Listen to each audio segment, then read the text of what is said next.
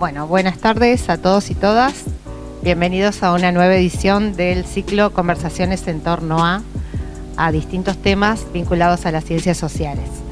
En este caso, el tema que nos convoca es desarrollo regional y es una edición muy especial de este ciclo de conversaciones en torno a, dado que se enmarca en las celebraciones por el Día del Graduado en Ciencias Económicas, que incluye una serie de actividades que venimos desarrollando a lo largo de la semana acá en nuestra facultad. Dada lo especial de la fecha, en el día de hoy, si bien el rasgo identitario de este ciclo es la multidisciplinariedad, hoy vamos a compartir las disertaciones de licenciados en Economía, exclusivamente, un poco en este sentido, como para acompañar lo que es las celebraciones en virtud del Día del Graduado. Como saben, esta actividad es impulsada desde la dirección de la carrera de licenciatura en Economía, la Secretaría de Investigación de acá de la Facultad y también el Observatorio Socioeconómico de la Facultad de Ciencias Económicas de la Universidad Nacional de Entre Ríos. Me voy a permitir presentar brevemente a quienes nos van a acompañar en las disertaciones y, por supuesto, agradecemos que se hayan sumado a esta iniciativa y al proyecto. En primer lugar, Franco Tagnani, que es estudiante de la Facultad de Ciencias Económicas de la carrera de licenciatura en Economía, va a tomar un artículo para conversar sobre él, contarnos la perspectiva sobre desarrollo regional que aborda un artículo de Edgardo Moncada Jiménez. El título del mismo es Glocalización, nuevos enfoques teóricos sobre el desarrollo regional subnacional en el contexto de la integración económica y de la globalización. Bienvenido, Franco, muchas gracias por acompañarnos. Guadalupe Ranieri va a presentar un artículo de la insularidad a la conectividad, los puertos de Entre Ríos, 1922-1983. Es un artículo de autoría del doctor José Mateo.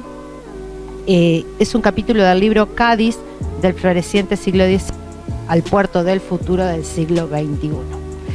Y finalmente Micaela Bevilacqua, que al igual que Guadalupe es egresada de acá de esta Facultad de Ciencias Económicas, de la carrera de licenciatura en Economía. Dos son becarias con ICETUNER.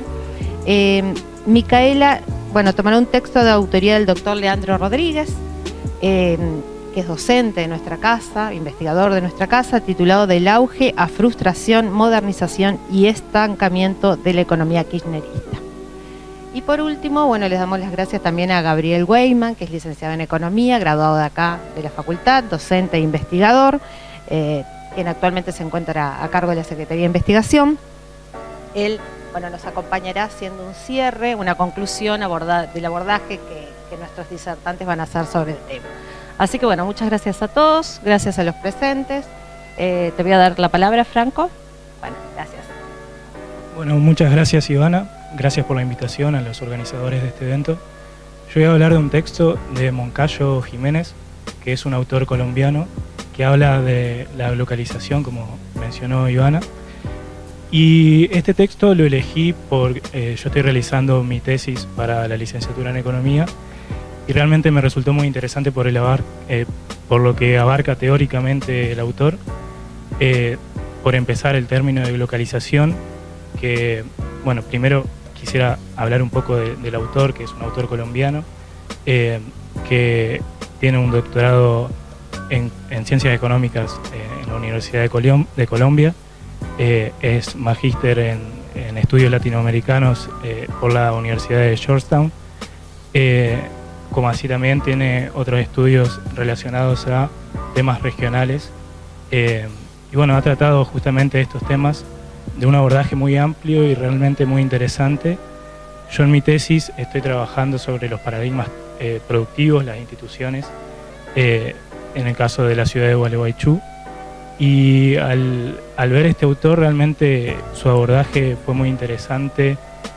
Primero, por cómo tomó desde distintas perspectivas todo este tema de lo que llama localización, que principalmente es un término usado por un sociólogo, Robertson, el término local, que incluye tanto lo global como lo local, que generalmente se piensa, bueno, cómo se puede integrar esto, porque también se piensa que, o hay algunas teorías que dicen que hay un fin del territorio, un fin de la geografía, cuando en realidad Moncayo lo abarca desde estas dos perspectivas y toma a este autor como dos caras de una misma moneda, desde la localización a la globalización, y cómo en realidad el territorio es el que define el tema de la globalización en sí. Los factores que toma Moncayo Jiménez son principalmente los factores económicos, los factores políticos, el capital de las ciudades, de las localidades, capital social que le llaman. Y bueno, empieza a detallar cada una de las teorías que existen para todos los debates, o muchos de ellos muy abarcativos, primero en la situación económica, que habla con lo que es respecto a lo económico, primero toma la nueva geografía económica, que en la nueva geografía económica toma las fuerzas centrífugas y centrípetas, que es lo que definen el territorio. Las fuerzas centrífugas son aquellas que generan que haya dispersión, que no se genere una aglomeración dentro del territorio, mientras que las fuerzas centrífugas son, por el contrario, las que generan esa aglomeración, donde existe la cooperación, por ejemplo, los mercados de trabajo densos, y a partir de eso genera la especificación del territorio y de cómo este territorio está relacionado con otros territorios, y produce luego la globalización, y por eso entra en el terreno de comparar la globalización con la localización, lo que genera este nuevo término que les estaba diciendo, que es el término de lo local, que es muy interesante y por ahí no se ha considerado demasiado estas dos caras de la moneda como para llegar a un sistema integral para el tratamiento. La nueva geografía económica también trata diversos temas que por ahí también han sido tratados en otras cuestiones. Por eso también existe un debate que se preguntan si realmente es tan nueva la nueva geografía económica. Moncayo no entra tanto en este debate, sino que lo que dice es las especificaciones que tiene la nueva geografía económica, que son este tema del capital social, de la cooperación y de la integralidad para la formación de un sistema, que toma la competencia imperfecta y la cooperación existente entre los distintos integrantes. Luego Moncayo pasa a hablar de una nueva forma de acumulación, si realmente se está dando o no esa nueva forma de acumulación, porque en principio, algunos autores toman como que se ha terminado con el fordismo, que se comenzó una nueva etapa de regulación de la acumulación flexible, y en este contexto habla del tema de los entornos innovadores, que llega a tomar unas cuestiones schumpeterianas también, que cómo se han ido dando las innovaciones para generar nuevos paradigmas en los territorios, cómo se integran con los demás territorios.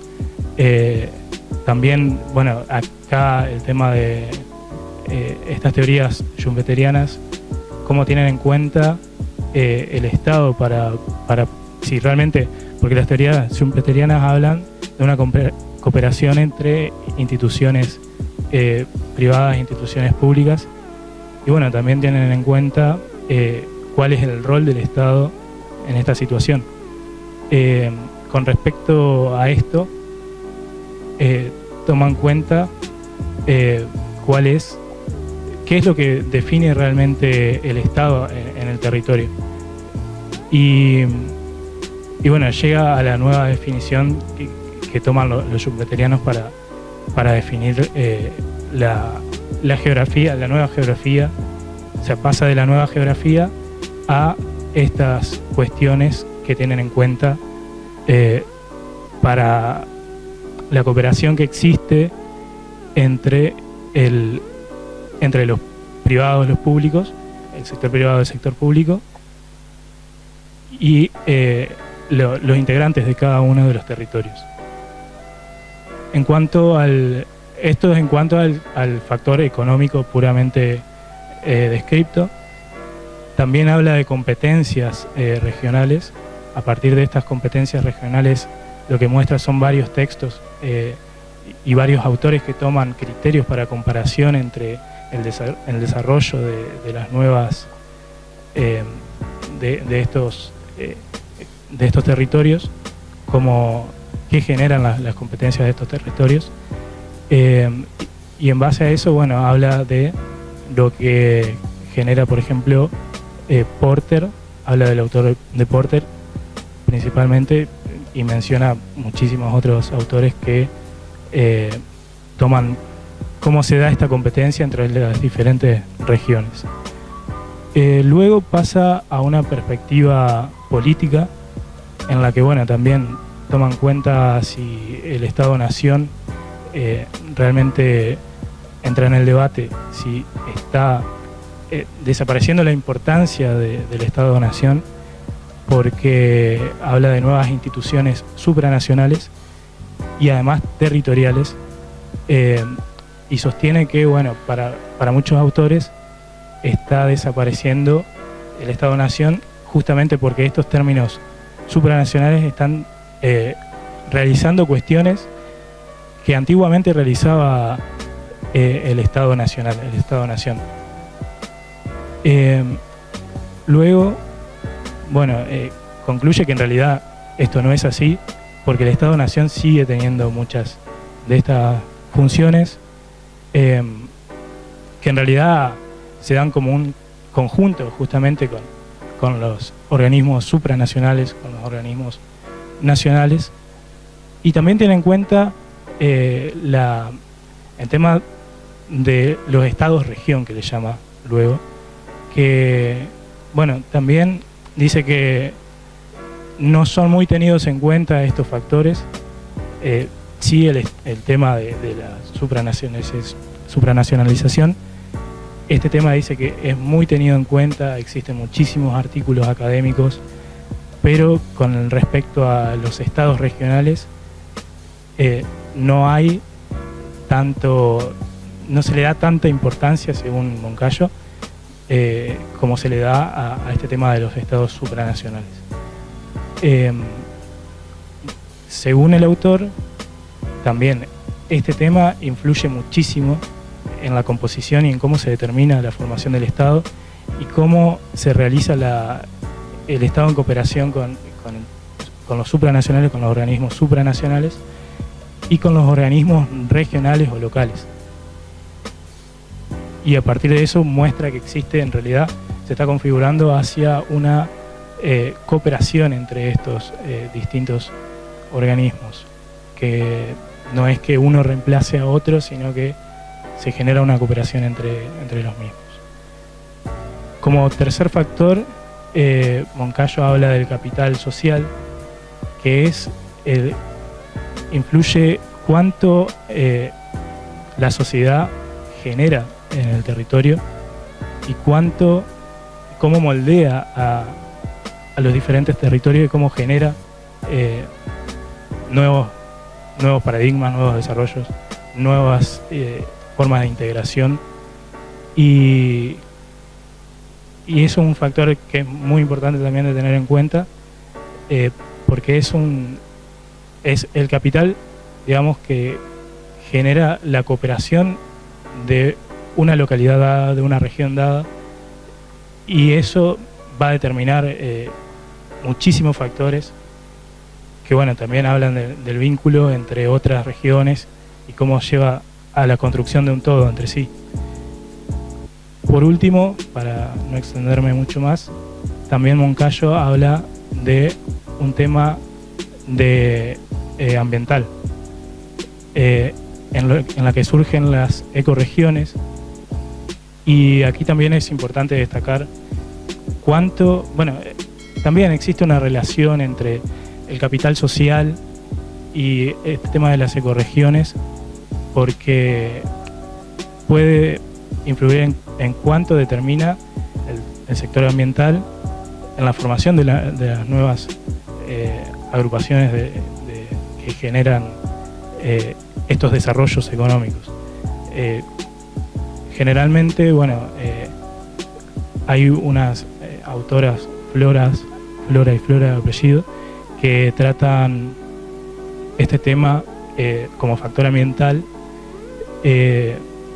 Primero tratan de cuáles son los distintos capitales existentes que llevan a la formación en sí del territorio y del desarrollo en el territorio.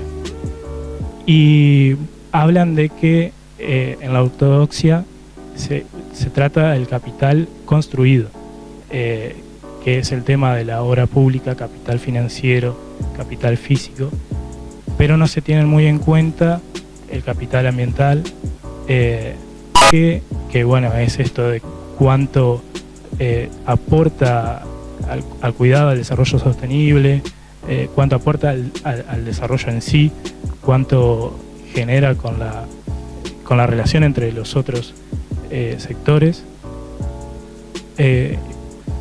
y además vuelve a mencionar el capital social, que también tiene mucho que ver con el tema de la cooperación que existe en cada una de las regiones, en cada una de las localidades, que genera una nueva estructura que puede vincular o puede vincularse con otras estructuras generadas, y a la vez determinan el desarrollo de la región y determinan el desarrollo con estos vínculos en general de un sistema de desarrollo dado.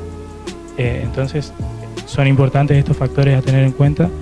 Realmente Moncayo hace un abordaje muy importante, muy amplio en estos factores: factor económico, factor ambiental, el capital social, y resulta muy interesante generar un abordaje para llegar a una construcción de un territorio dado y a esa relación del territorio con los otros territorios, para mejorar la situación del desarrollo, más allá de que existan algunos debates. En cada uno de estos factores que explica existen muchísimos debates, y son muy interesantes para ver, muy interesantes para analizar. Traté de simplificar algunos de estos, y a partir de eso realmente genera una base de desarrollos teóricos que terminan por mostrar lo que realmente quiere mostrar, que es el término de localización, y de cómo se integran el sector global con el sector local para generar nuevas tendencias de desarrollo. Personalmente, yo pienso que también no es algo nuevo o algo viejo, sino que es algo que se ha dado generalmente a lo largo de la historia. Por ahí también hablan algunas cuestiones principalmente económicas, que existe un path dependency, por lo que se generan aglomeraciones en un determinado lugar, aglomeraciones excluyentes que también llama, pero sin embargo todo esto hacen y enriquecen al marco teórico, que podemos pensarlo para una nueva forma de ver el desarrollo. Ahora voy a pasarle la palabra a Guadalupe. Muchas gracias. Yo cuando decidí ahí postularme para hablar del tema, no sabía cómo encararlo, porque hay que saber que el desarrollo regional es como muy abarcativo, hay hasta incluso especialidades, y soy recién graduada, y entonces dije, desde el lugar que me puedo parar es como de estudiante, Y nosotros como estudiantes en la licenciatura de Economía vemos que en la carrera nos piden muchos trabajos para abarcar este tema. Es más, las tesis de grado son bajo esa mirada, ver cómo se desarrolla una región determinada. Bueno, entonces dije, desde hace años vengo trabajando los puertos, voy a hablar sobre un artículo que es el que mencionó, escrito por José Mateo, que para mí fue troncal. Es más, los chicos que por ahí les falta su tesis y quieren verlo un poco, José es una persona que trabaja historia económica. Él es de Mar del Plata y cuando vino acá a Entre Ríos, él trabajaba los puertos allá. Cuando vino acá, bueno, dijo voy a estudiar los puertos acá en la provincia y esto fue uno de sus primeros artículos, que es un capítulo de un libro publicado en España. A ver, quiero destacar primero de ese artículo que él trabaja con fuentes primarias. Él como historiador trabajaba con muchas fuentes primarias, pero a su vez es como muy amigo ahí de los que estudiamos economías porque tiene gráficos, mapas, como varios estudios numéricos que contribuyen mucho a los que nos compete a nosotros. Bueno, él en este trabajo realiza un estudio en ese periodo, 1922-1983, sería casi un siglo, de la periodización de la evolución del sistema de transporte en la provincia, centrándose qué ocurrió con los puertos, porque a principios del siglo había mucha actividad y sea a causa de las nuevas conexiones materiales, sea a causa de, él las va a ir explicando, estos puertos dejaron de funcionar, diciendo de un día para el otro, y hasta inclusive algunos, o sea, desaparecieron. Y él a su artículo lo separa en cinco puntos troncales. El primero, bueno, a mí me gustó mucho, él grafica ahí como unos modelos de los sistemas portuarios que hay en el mundo. Entonces, a través de unos gráficos, explica cómo a través de políticas de Estado podemos nosotros pensar nuestro sistema portuario, como dando ideas. Entonces, no sé, ubica los interlands por un lado, los waterfront por otro, los foreign lands, y bueno, y ahí va jugando con eso. Está muy bueno, es muy novedoso, yo no lo había visto. En el segundo lugar ya empieza a prestar el foco a la provincia. Habla sobre la participación de Entre Ríos en el movimiento aduanero. A ver, yo en mi tesis trabajo sobre ese tema, pero es como más enfocado. Acá es como en un panorama más general, pero lo hace con un periodo más extendido del tiempo y lo hace de comparación nacional-provincial, que son datos que están muy interesantes de ver. En tercer lugar, hablas ya sobre detalles de las terminales portuarias. Se detiene en unas en particulares, explicando su origen, en qué productos se especializaban y sus fuertes y todo eso. Para los que quieren saber, son La Paz, Santa Elena, Hernandarias, Pueblo Brugo, Urtiembre, Villa Urquiza, Paraná, Diamante, Victoria, Gualeguaychú, si mal no recuerdo. En cuarto lugar, habla sobre la evolución de los accesos y la comunicación territorial. ¿Qué quiere decir esto? Son las distintas rutas, cómo fueron evolucionando desde el 22 hasta el fin del periodo. Y él lo va trazando con la idea de cómo se puede transportar esa mercadería a través de esos caminos hacia los puertos. Pero es muy interesante.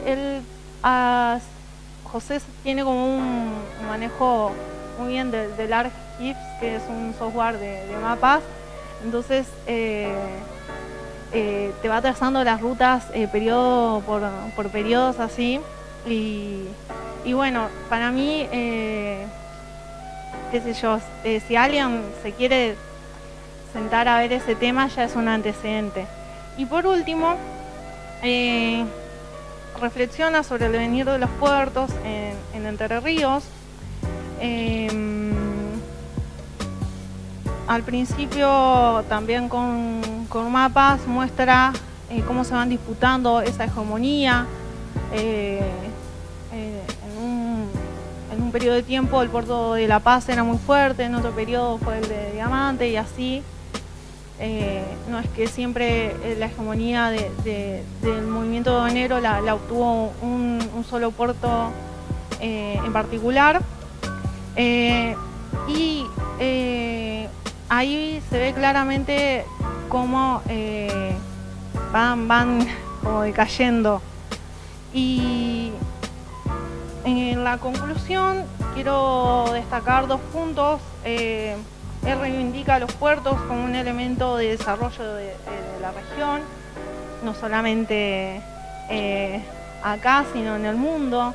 Entonces es muy interesante rever eso como una herramienta. Obviamente lo fundamenta con todos sus fundamentos. Y demuestra cómo los sistemas de acumulación y los estilos de decisión política impactan sobre la política pública en infraestructura. Estos son antecedentes, fundamentos, trabajo. Por ahí es hora de tomar la posta a nosotros, porque no hay en el desarrollo regional entrerriano, todavía hay mucho por investigar, por descubrir. Entonces, qué sé yo, lo interesante es tomar esto como un antecedente y seguir profundizando, porque con esto se toman futuras políticas públicas para el desarrollo y para el crecimiento de nuestra provincia. Y bueno,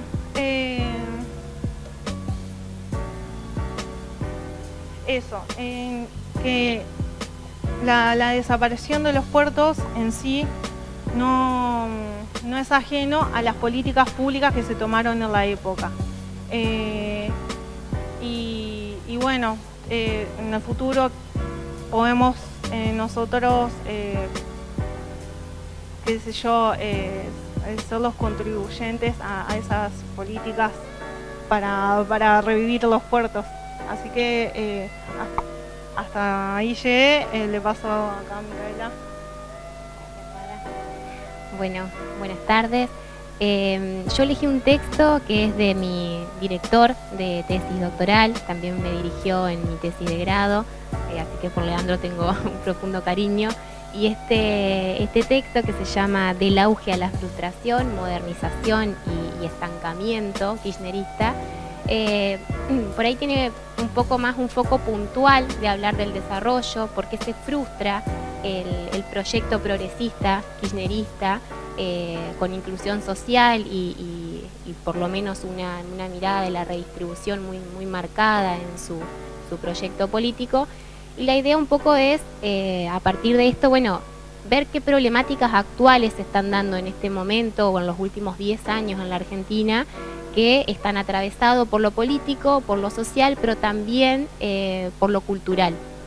Entonces, un poco el texto viene a preguntarse por qué fracasa el proyecto kirchnerista y trata de revivir, Leandro, las dos posturas más antagónicas que hay actualmente y hace muchos años, desde la ortodoxia y desde la heterodoxia. Desde la ortodoxia, entendiendo la ortodoxia como aquella teoría económica más que endiosan o fetichizan al mercado como regulador y como el principal asignador de recursos en la economía, y un poco descreen y castigan la intervención del Estado.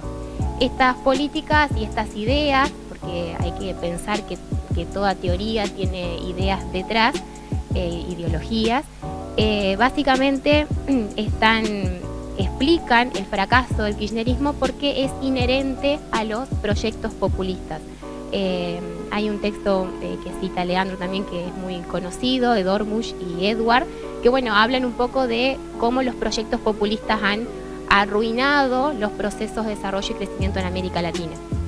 Focalizándose en Argentina, las posturas estas vienen a fundamentar que el proyecto kirchnerista se frustra debido a que el Estado toma una participación expansiva en la economía, muy intervencionista, y es a partir de ello que erosiona la confianza de los empresarios, se distorsionan los precios relativos y eso tiene incidencia sobre las decisiones de consumo, ahorro e inversión de los agentes privados.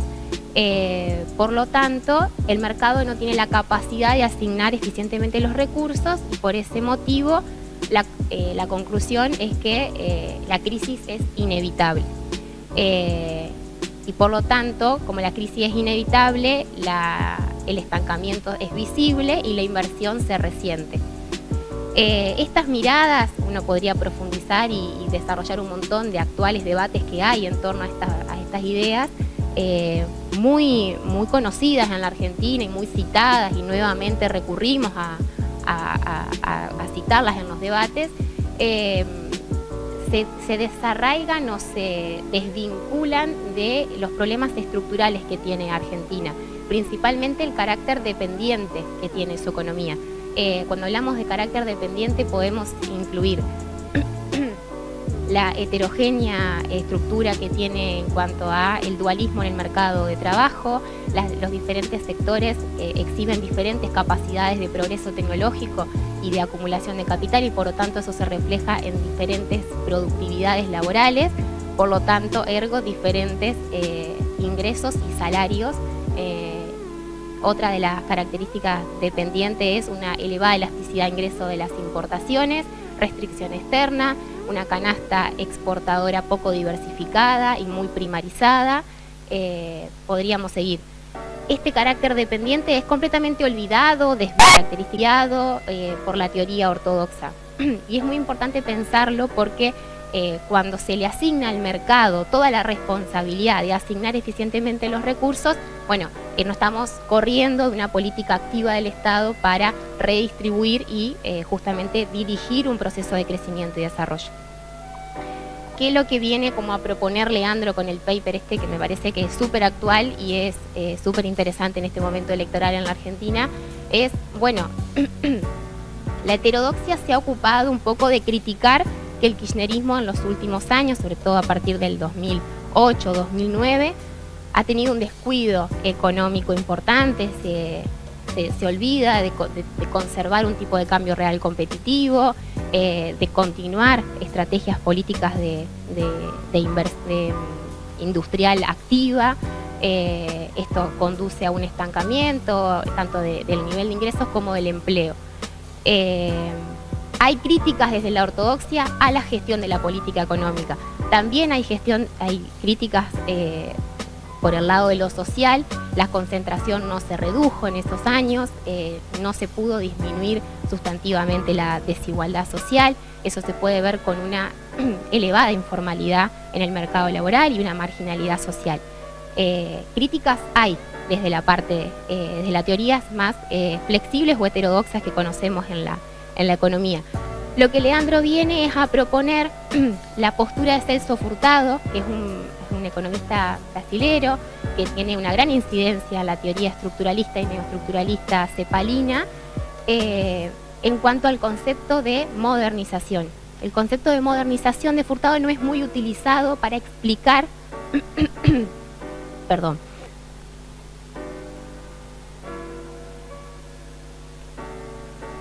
El concepto de Furtado, Leandro lo retoma diciendo, bueno, no hay una exploración tan profunda para explicar el descenso o la caída del proyecto progresista del kirchnerismo durante estos años con el concepto de modernización.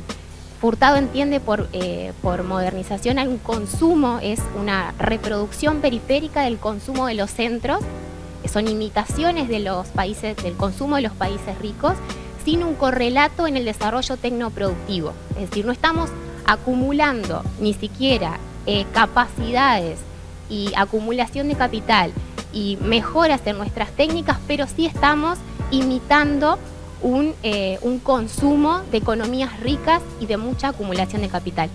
Eso lógicamente que tiene desequilibrios y genera tensiones económicas y sociales.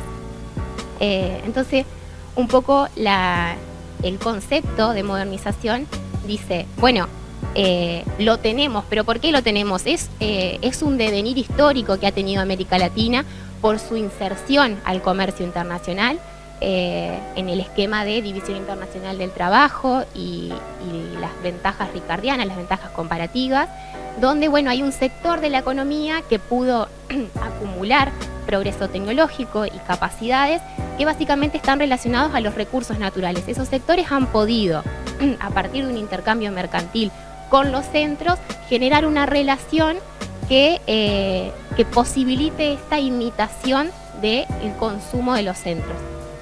Entonces, es olvidar la parte histórica y desarraigarla de cómo se ha insertado América Latina el comercio internacional, es justamente olvidarnos del carácter dependiente y los problemas estructurales que Celso Furtado trae, y Leandro lo vuelve a poner en escena y lo reivindica como una posible explicación de la caída del programa político. Entonces, bueno, ante este escenario tenemos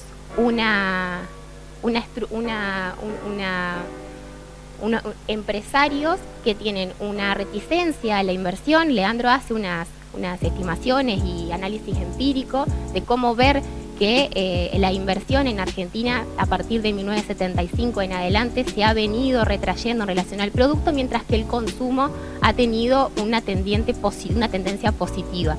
Esto un poco para explicar qué está pasando con el excedente, básicamente. ¿Dónde va el excedente? ¿Va a consumo privilegiado de cierta clase social o lo usamos para inversión productiva y mejoran las técnicas de producción? Entonces, ante empresarios locales o oligopolios transnacionales localizados en la Argentina, con un carácter dependiente y pasivo, que no necesita y no busca reformular o más que reformular, transformar las fuerzas productivas y competir tecnológicamente y con capacidades productivas con la periferia, tenemos una capacidad empresarial pasiva y dependiente. En ese contexto no podemos dejar al mercado que organice y dirija, porque claramente esto se va a acentuar y lejos está de poder solucionarlo. Entonces, un poco la pregunta, como para concluir, es, bueno, ¿cómo superamos esta característica de consumo modernizante que le llama Celso Furtado? Bueno, en primer lugar, obviamente que tiene que haber un proyecto político que lo dirija, y olvidé lo que quería concluir, que básicamente como este consumo modernizante disputa recursos de la inversión reproductiva, ya sea financiamiento, ya sea divisas, porque compite por el excedente exactamente, la idea es, bueno, puesto que la modernización importa un problema económico y sociocultural, obviamente que un proyecto político no va a venir y va a ser bien recibido por estas clases en la buena medida en que venga a contrariar el nivel de vida que llevan y las pautas de consumo que están adoptando. Por lo tanto, es imposible que esto sea resuelto sin una convulsión social. tiene que haber un proyecto político que sea capaz de sostenerse, es decir, que tenga la gobernabilidad, que tenga el apoyo de ciertos sectores populares o las grandes masas, que apoye, ¿no es cierto?, un desarrollo con inclusión y que sea sostenible. No podemos sostener un proceso de crecimiento que se apoye en el consumo, y básicamente el consumo modernizante. Dentro del consumo modernizante podemos incluir que lo que generalmente se usa, un proxy, es consumo de autos de alta gama, electrodoméstico y electrónica, tecnología de punta, yates, propiedades en el extranjero, turismo internacional. Leandro hace ahí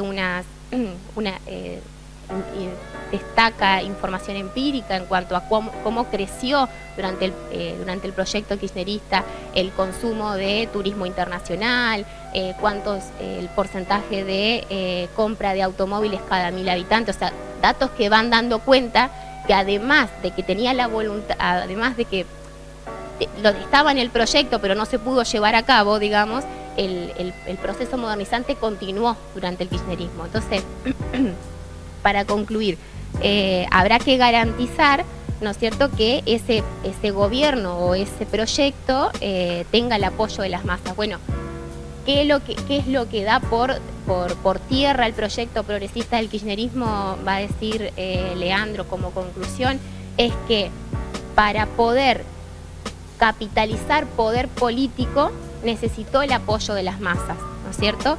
Y obviamente se contrajo o se enfrentó a los intereses de la oligarquía diversificada que se le dice en la Argentina. Ese apoyo de las masas, dice Leandro, cae en la tentación el kirchnerismo de poder conquistar o seducir a partir justamente de impulsar un consumo modernizante en las clases medias de la Argentina. Es decir, lo que intenta hacer para sostenerse con capacidad de gobernabilidad es fomentar el propio desequilibrio de la economía. ¿Por qué? Porque esto lógicamente es insostenible, genera tensiones macroeconómicas, rápidamente nos encontramos con restricción externa, es imposible sostener un nivel de importaciones tal, de manera que si no se llevan adelante procesos de cambio en la matriz productiva y principalmente exportadora. Entonces, bueno, un poco es esto, decir, cayó en la trampa y en la tentación de impulsar su propia muerte, digamos, en un sentido abstracto, pero bueno, un poco para ver que de acá en adelante los proyectos deberían por lo menos tratar de concientizar o de reflejar esta realidad de forma más discursiva, porque pareciera que todos queremos consumir un nivel que no podemos, básicamente. Así que bueno, por mi parte quisiera dejar acá, se abre un poco el debate, es algo que no se agota, el proyecto kirchnerista es muy reciente su término, y lo que propone Leandro es, bueno, ¿cómo puede ser que haya cambiado tan bruscamente a partir del 2015 la convención del desarrollo en Argentina? ¿Cómo puede ser que asume una derecha ortodoxa, conociendo que rápidamente encontró sus límites en el propio modelo de crecimiento? Así que bueno, dejo por acá y le paso a Gabriel la palabra.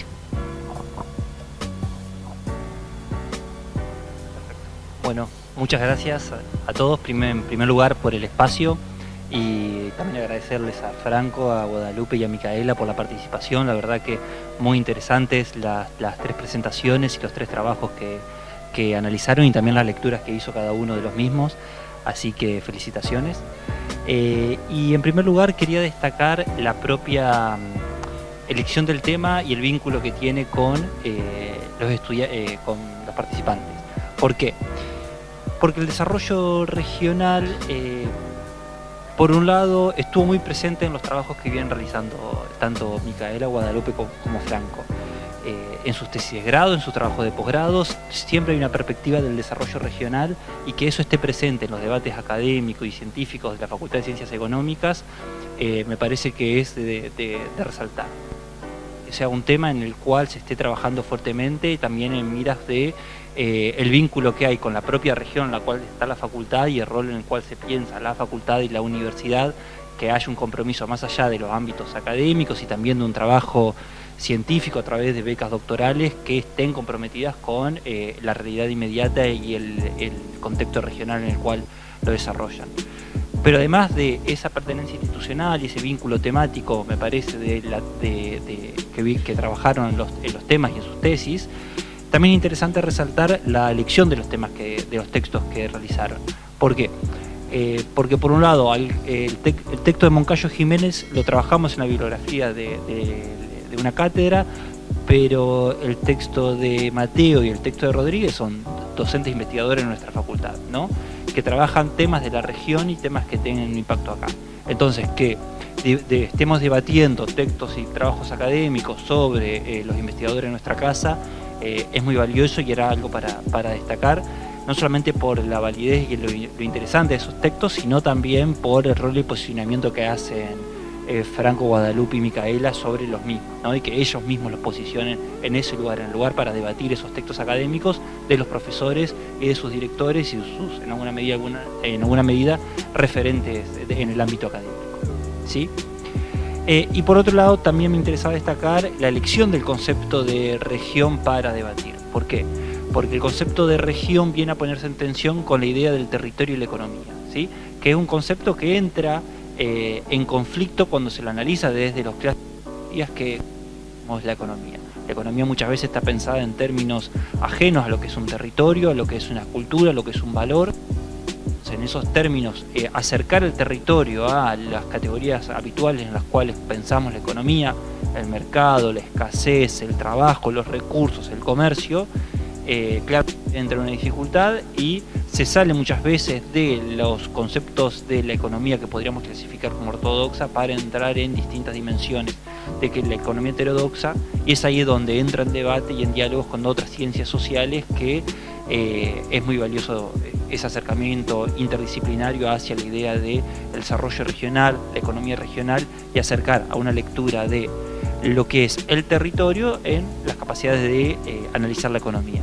Algunos de esos conceptos o debates fueron introducidos por los chicos, capaz que lateralmente, como esta idea de la nueva economía regional, la geografía económica, como intentos de acercar la economía y el territorio. Claramente no termina ahí, pero en muchos de los textos que se profundizan esos debates y son muy interesantes.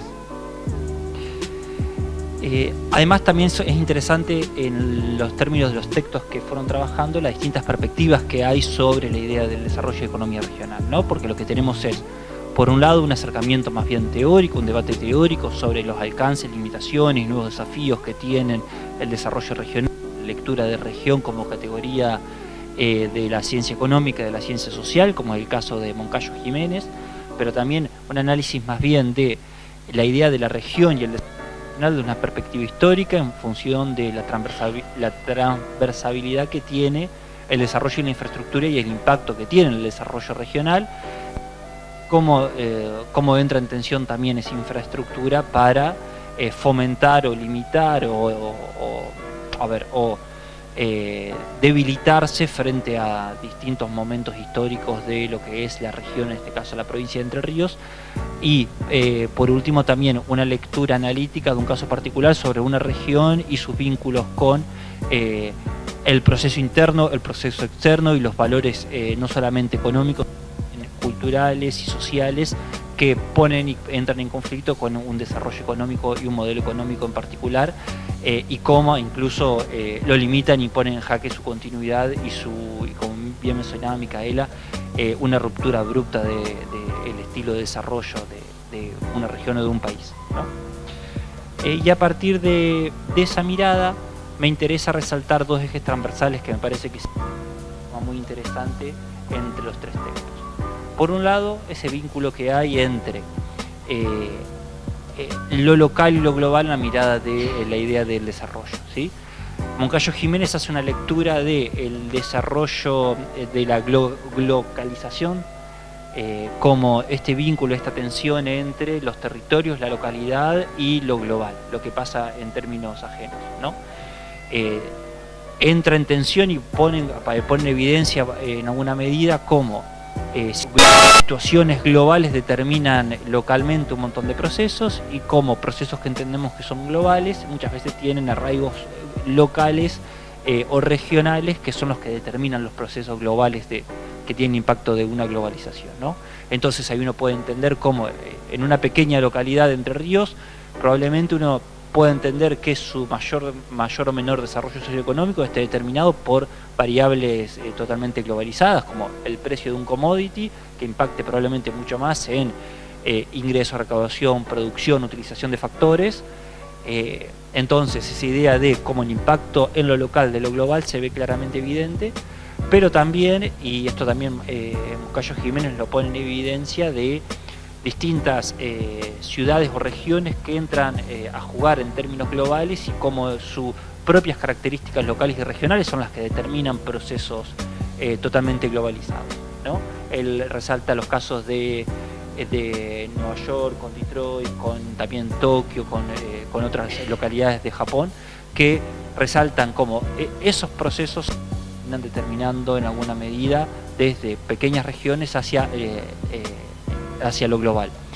Y cómo y cuáles son los factores vinculantes, que también es interesante, porque ahí resalta el comercio internacional, las finanzas como elementos vinculantes, les necesitan claramente, pero también tienen lógicas globales que responden no solamente a la lógica local, sino a la lógica global. Entonces las traducciones de esos procesos globales terminan teniendo traducciones locales.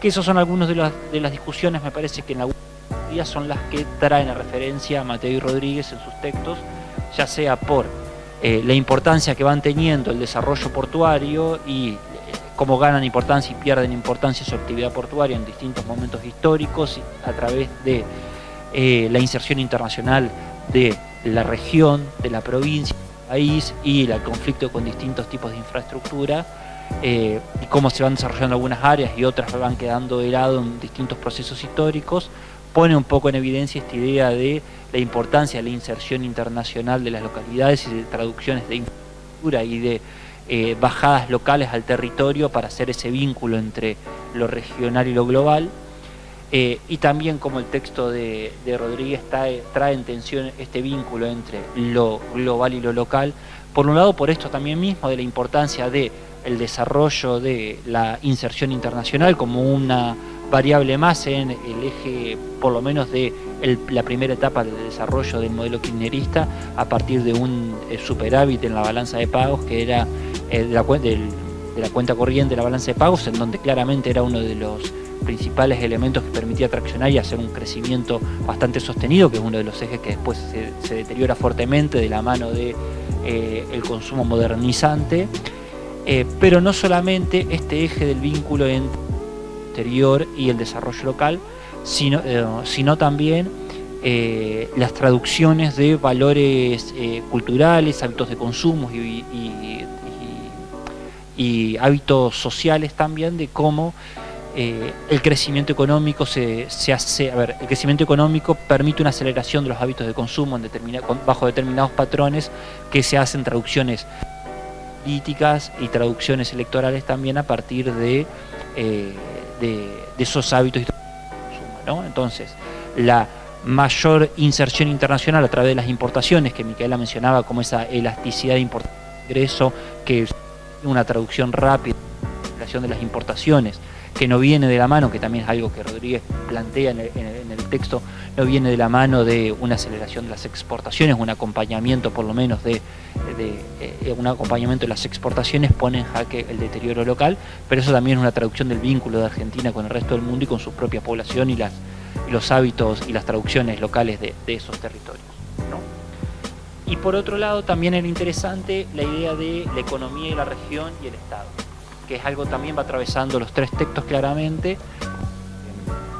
Por un lado, las tensiones que pone Moncayo Jiménez, dónde se debe posicionar el Estado y cuáles son los distintos momentos históricos, si el Estado pone más bien el foco en lo local, lo regional, hacia lo inmediato, o viene más bien bajo un enfoque más, si no me equivoco, lo llama un Estado más bien vinculado con lo keynesiano, con lo nacional, con las grandes categorías de la nación, que se traducen territorialmente en forma imperfecta, que son los debates que se dan en los últimos 50, 70 años, 80 años, donde desde la consolidación de un estado de bienestar más bien keynesiano se entra en tensión con el neoliberalismo y la bajada hacia los desarrollos locales, los gobiernos locales, que van poniendo ahí distintas características de cuál podría ser el Estado y cómo se lo piensa, de si es más bien un Estado más bien hacia lo regional, hacia lo nacional y sus vínculos con la localidad.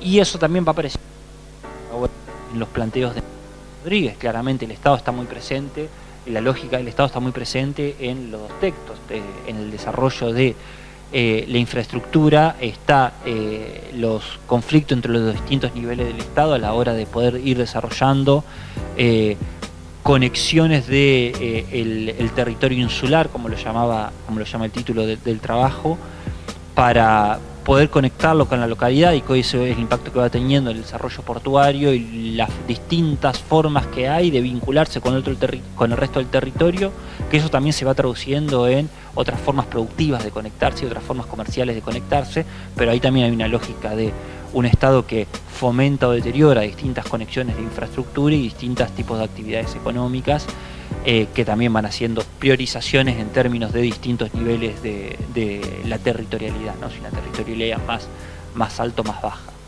Y también el Estado vuelve a aparecer muy fuerte en lo que es el texto que traía Micaela a colación, en donde ella mencionaba sobre el final las tensiones de distintas partes del Estado, ¿no?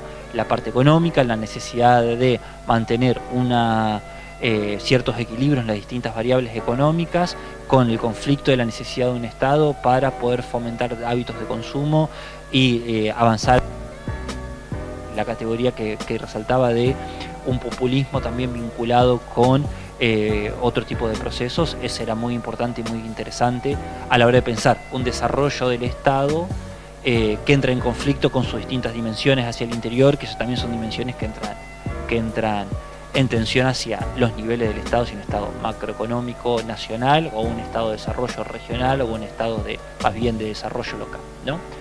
Así que eso me parecían puntos interesantes para destacar de los tres trabajos. La verdad que son muy interesantes y los felicito tanto por la elección de los trabajos, las lecturas que ustedes hicieron y espero que se puedan seguir profundizando estos debates y estas lecturas del desarrollo regional.